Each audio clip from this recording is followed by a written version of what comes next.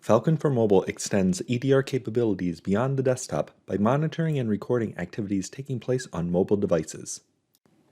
By expanding coverage to include mobile, companies can gain visibility necessary to detect attackers from other vectors and prevent malicious insider activity, all while stopping breaches. Now let's take a look at how quick and easy it is to install Falcon for Mobile on Android devices.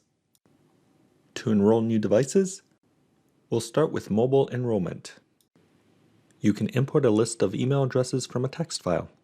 This will send the user an enrollment email. You can also manually add email addresses directly on the screen for additional users.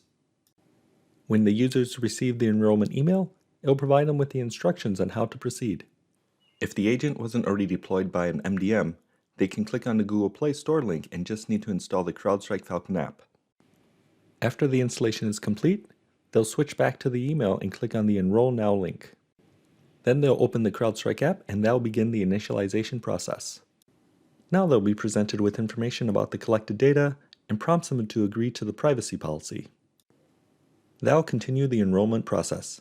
It'll just take a moment for it to complete. After the process is complete, the Falcon for Mobile app will then automatically deploy the company-approved prepackaged versions of common enterprise applications like Zoom and Slack. CrowdStrike Falcon for Mobile is also able to monitor app network events with a VPN that can be enabled through the notifications.